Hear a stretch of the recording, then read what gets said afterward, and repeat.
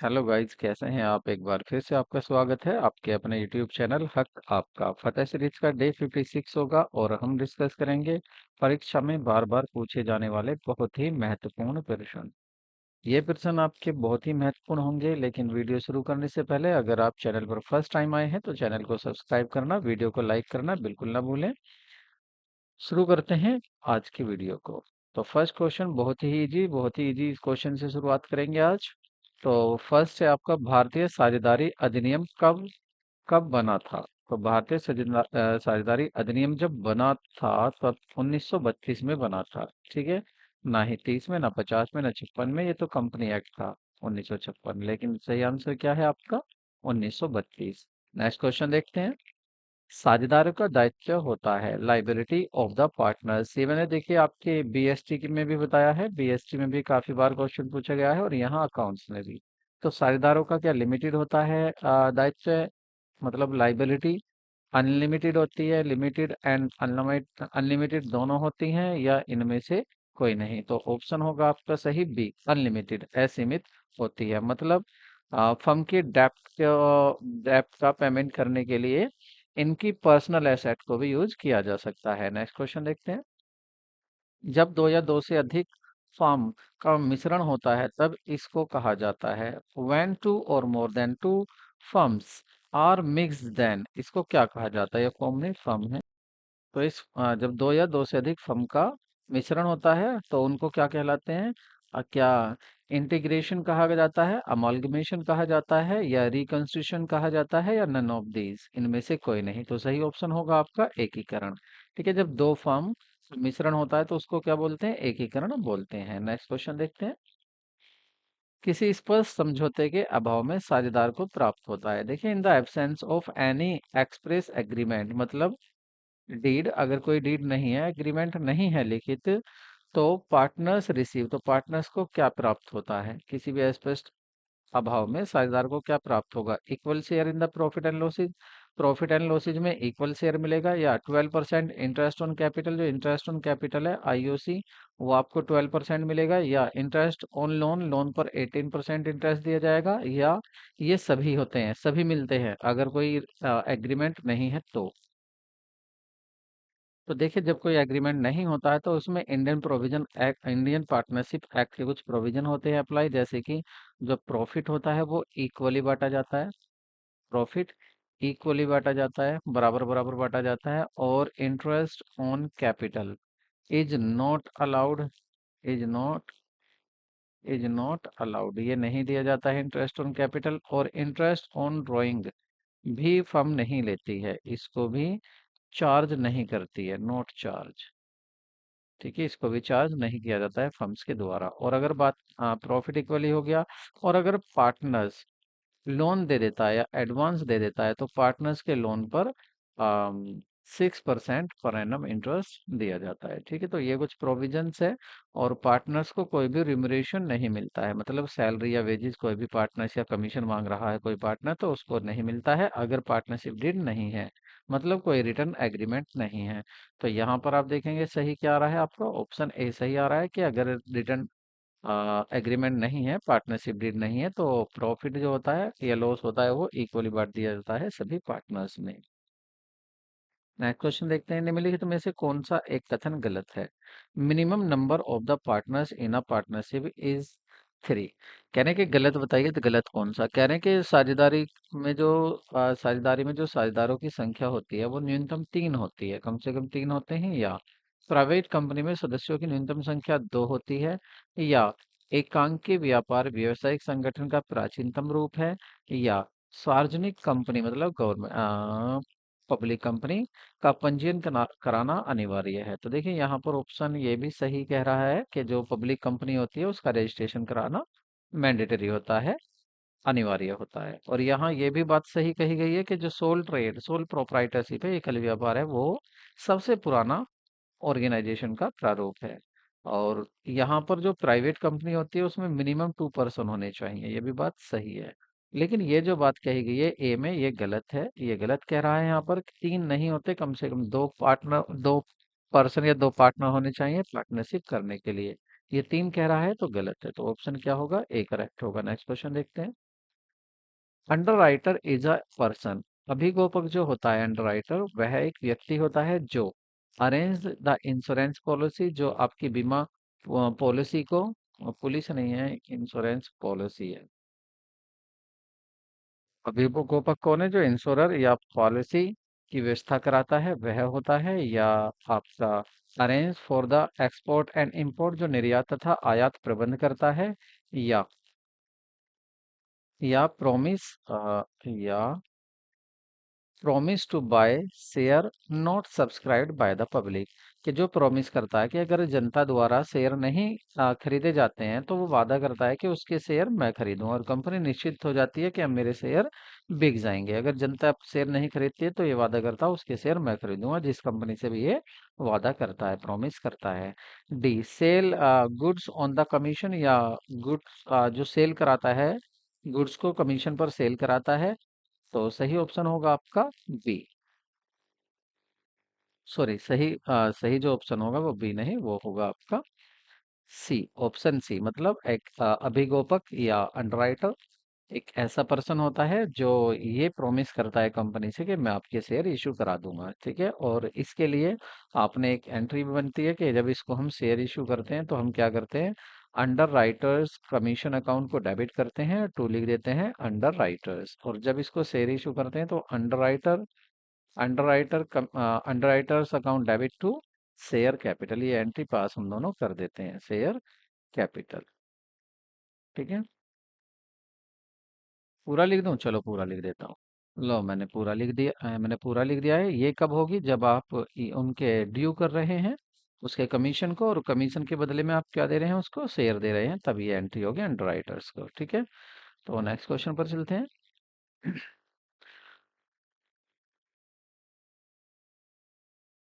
एक कंपनी एक company can purchase its own, एक कंपनी क्रय कर सकती है अपने स्वयं के इक्विटी शेयर को, प्रीफरेंस शेयर को, डिबेंचर को, या इन सभी को। तो सही ऑप्शन होगा आपका डिबेंचर। एक कंपनी अपने डिबेंचर को, ऋण पत्रों को क्रय कर सकती है, खरीद सकती है। नेक्स्ट क्वेश्चन देखते हैं।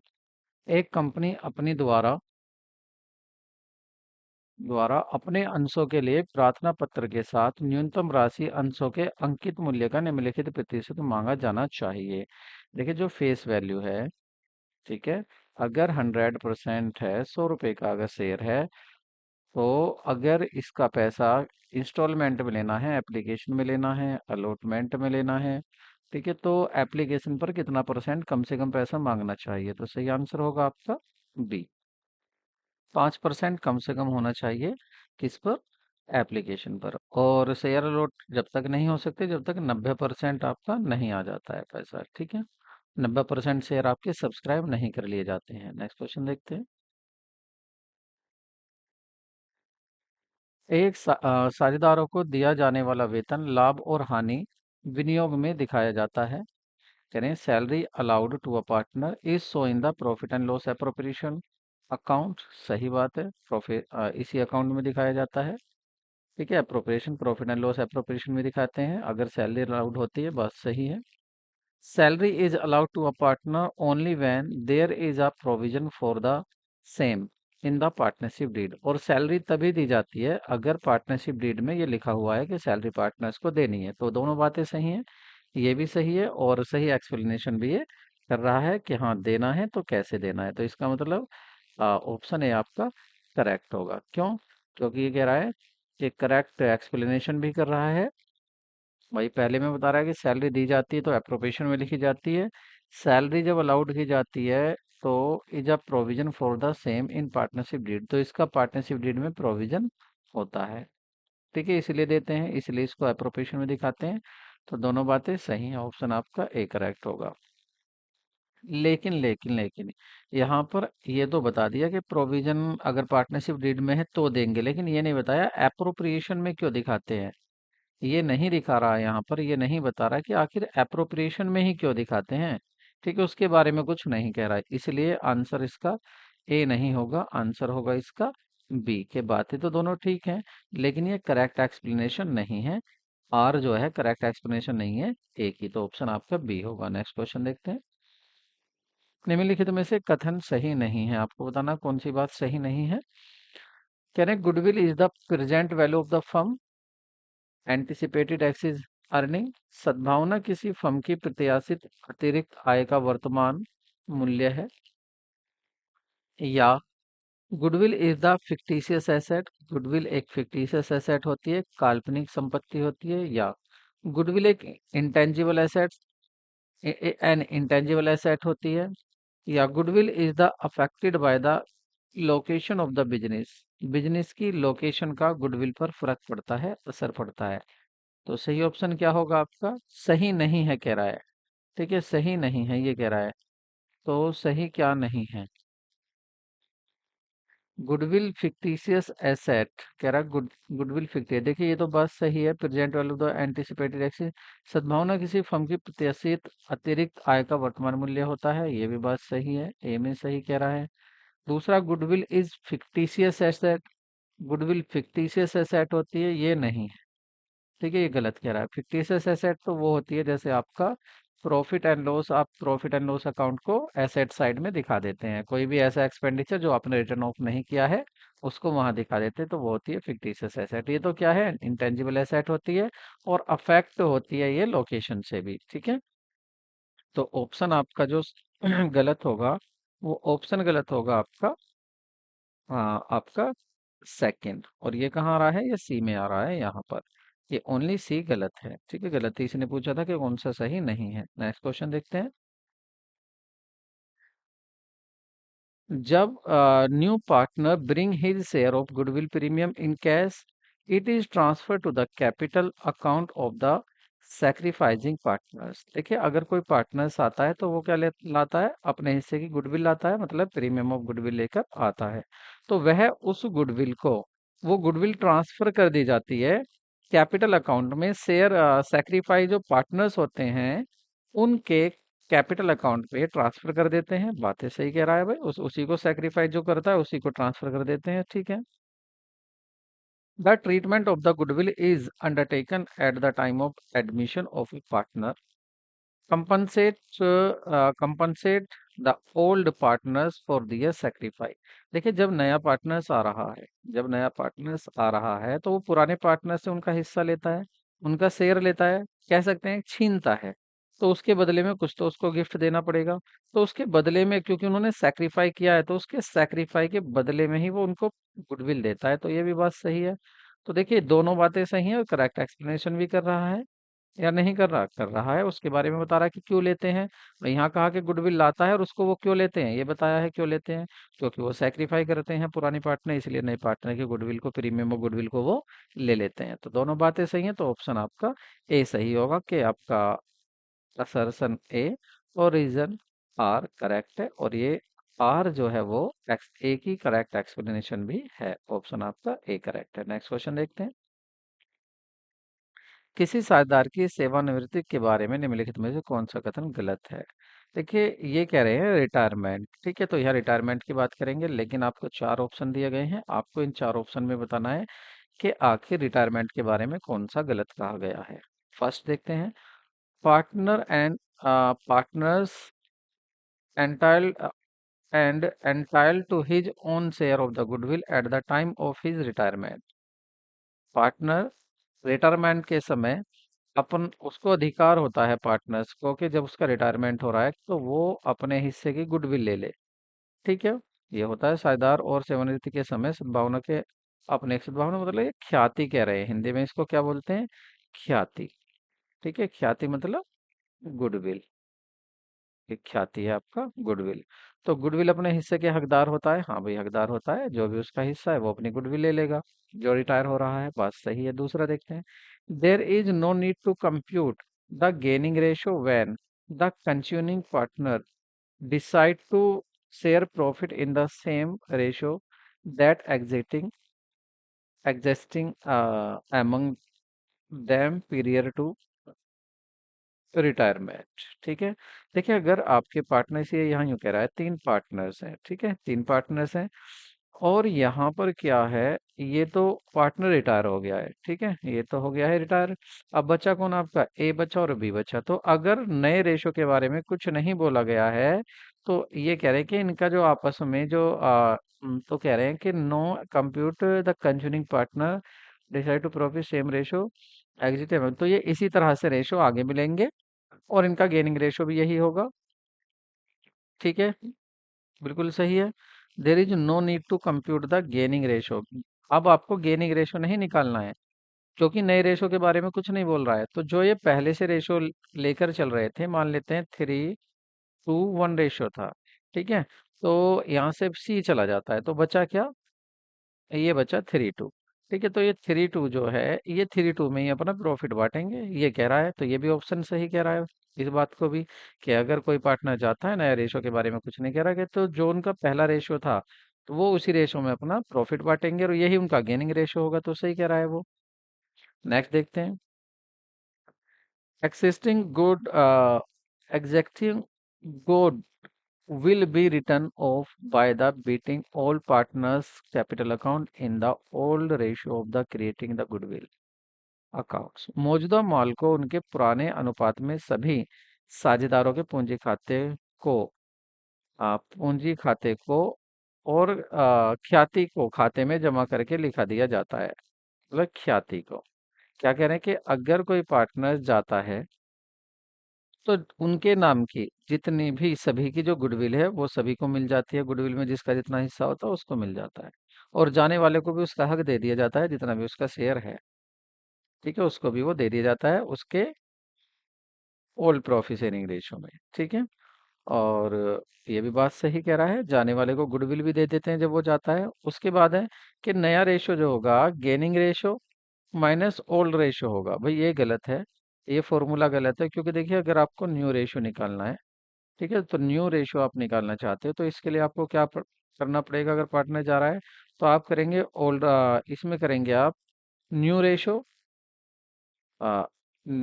New ratio, sorry new ratio आप देखना चाह रहे हैं, तो आप किस तरह से न्यू रेशो आप फाइंड करेंगे?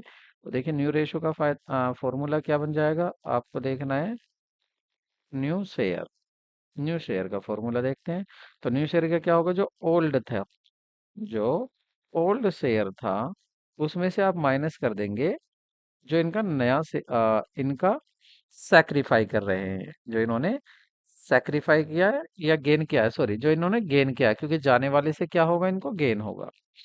तो जाने वाले से क्या होगा? इनको गेन होगा। तो जो इनका पुराना रेशियो था, अब इनको वो ऐड कर लेंगे, दोनों ऐड करेंगे पुराने रेशियो में अपने को, गेनिंग शेयर भी अपना ऐड कर लेंगे, गेनिंग शेयर। तो ये फॉर्मूला होता है। भाई देखिए तीन पार्टनर है, ए बी सी। सी जा रहा है, तो इन दोनों का आपको देखना है नया रेशो क्या होगा। तो एक तो इनका जो रेशो पहले था वो, और प्लस इनको जो गेन हो रहा है उसको ऐड कर देंगे, नया रेशो आ जाएगा इनका। तो ये फॉर्मूला होता है, लेकिन ये यहाँ पर गलत लिखा हुआ है, इसका मतलब इसने गलत ही पूछा था। ऑप्शन आपका डी करेक्ट होगा। ठीक है, नेक्स्ट क्वेश्चन देखते हैं। कह रहे हैं realization account is prepared at the time of dissolution of a partnership. तो कह रहे हैं कि रियलाइजेशन अकाउंट तैयार किया जाता है जब फर्म का हम डिसोल्यूशन करते हैं। बात सही कह रहे हैं। Realization account is prepare to settle और close the asset and liability account. ये जो एसेट और लाइबिलिटी अकाउंट होते हैं उनको क्लोज करने के लिए, सेटल करने के लिए रियलाइजेशन अकाउंट बनाया जाता है। यहाँ भी बात सही कह रहे हैं। तो देखिए पहले बताया इन्होंने कि रियलाइजेशन अकाउंट कब बनाना है और क्यों बनाना है, उन्होंने ये भी बता दिया है। इसका मतलब आपका ऑप्शन कौन सा सही होगा? कि देखिए ए और आर दोनों सही है, और यहाँ करेक्ट एक्सप्लेनेशन भी है, तो ऑप्शन आपका ए सही होगा। देखिए वेरी वेरी इंपॉर्टेंट क्वेश्चन है, क्वेश्चन को ध्यान से देखना, बहुत ही महत्वपूर्ण क्वेश्चन है। देखिए यहाँ पर कहा गया है कि एक कंपनी ने इनवाइट किए हैं 2 लाख शेयर। एक शेयर है 10 रुपए का, और कंपनी किस तरह से पैसे मांग रही है?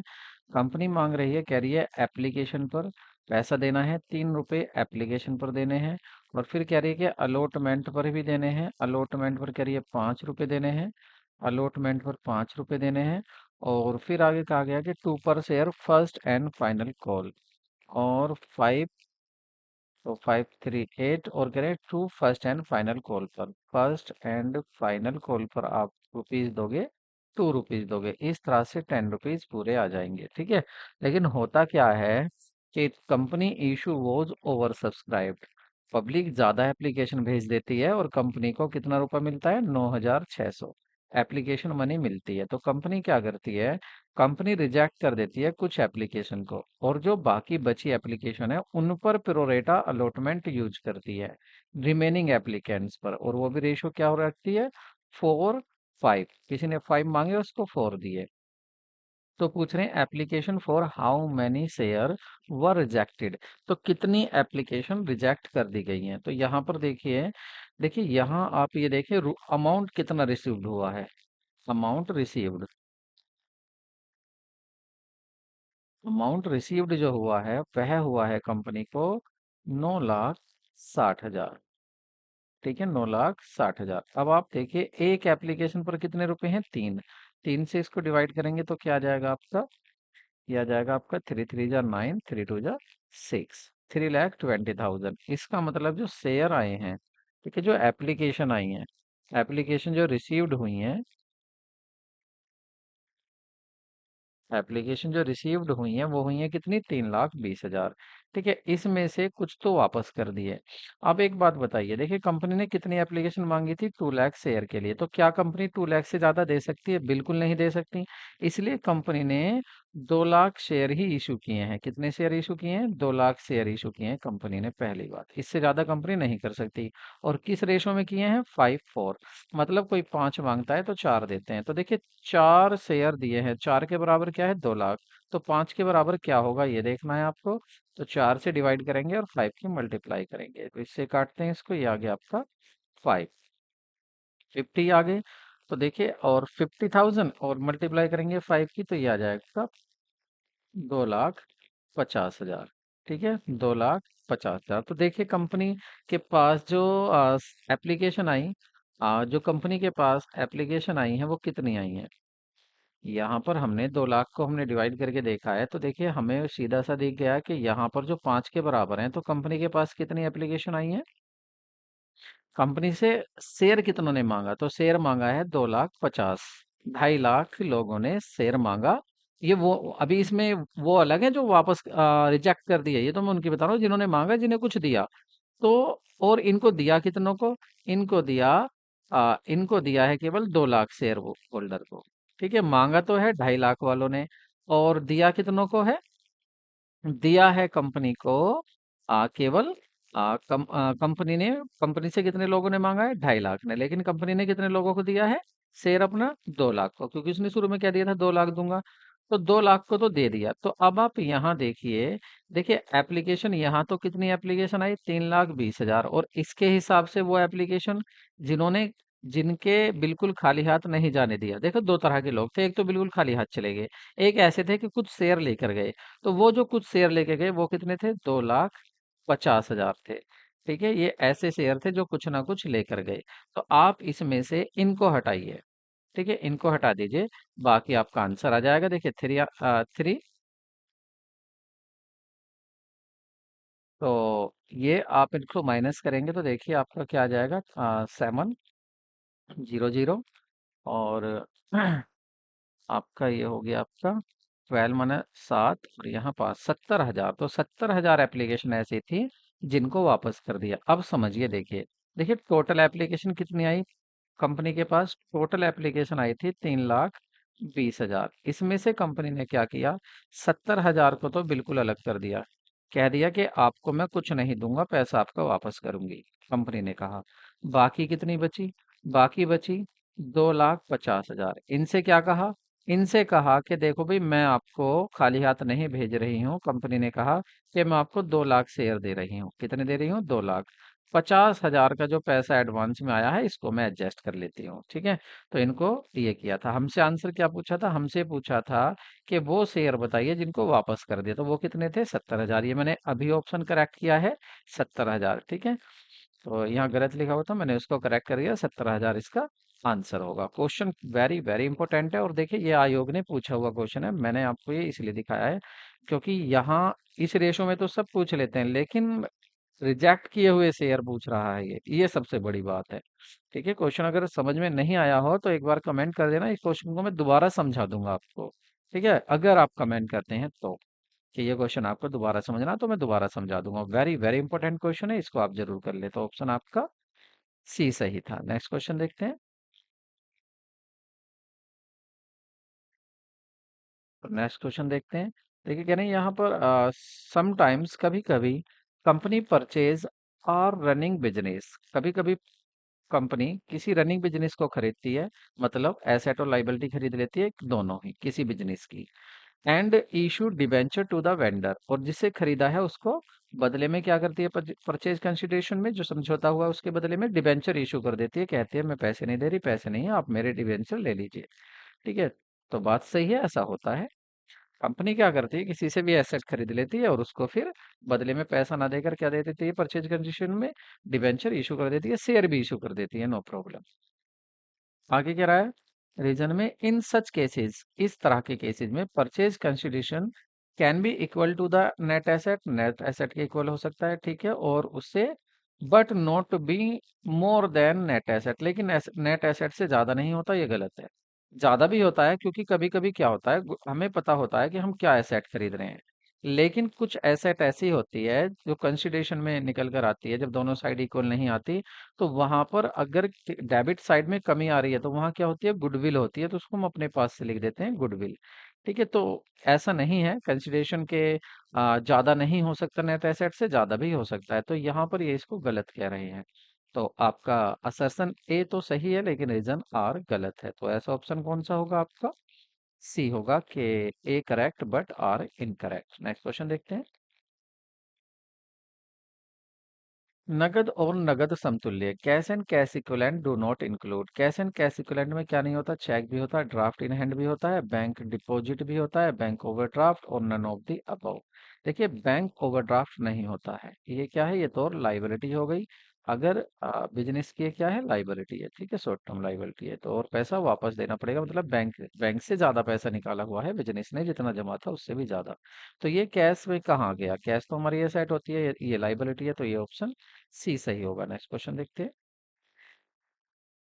कह रहे हैं analysis of financial statement is considered useful for top management. कह रहे हैं कि जो टॉप मैनेजमेंट है उसके लिए एनालिसिस ऑफ फाइनेंशियल स्टेटमेंट बहुत ही अच्छा उपयोगी समझा जाता है। बिल्कुल सही बात है, उपयोगी समझा जाता है, क्योंकि डिसीजन मेकिंग में काम आता है ये। उसके बाद कह रहे हैं Analysis of financial statement is useful for taking financial decision and preparing budget। देखिए बजट बनाने में और डिसीजन लेने में ये बहुत ज्यादा काम करता है, बहुत ज्यादा यूज होता है मैनेजमेंट के लिए, ये भी बात सही है। तो दोनों बातें सही है, करेक्ट एक्सप्लेन भी कर रहा है कि क्यों जरूरी है, तो इसका मतलब ऑप्शन क्या होगा आपका, ए ऑप्शन करेक्ट होगा, करेक्ट एक्सप्लेनेशन भी है और आपका दोनों बातें सही भी है। नेक्स्ट क्वेश्चन देखते हैं। Ratio are the preliminary measure, the ratio are preliminary measure of the return, अनुपात मुख्य रूप से रिटर्न का उपाय है। एसिड टेस्ट रेशो, या आपका एसिड टेस्ट रेशो, या आपका एक्टिविटी रेशो, या आपका डेप्ट, या प्रॉफिटेबिलिटी। तो सही आंसर होगा आपका प्रॉफिटेबिलिटी। प्रॉफिटेबिलिटी क्या है आपका, ये मेजर करता है प्रिलिमिनरी रिटर्न्स का, कि आपको रिटर्न्स कैसा मिल रहा है बिजनेस में, तो वो प्रॉफिटेबिलिटी रेशो बताता है। नेक्स्ट क्वेश्चन देखते हैं।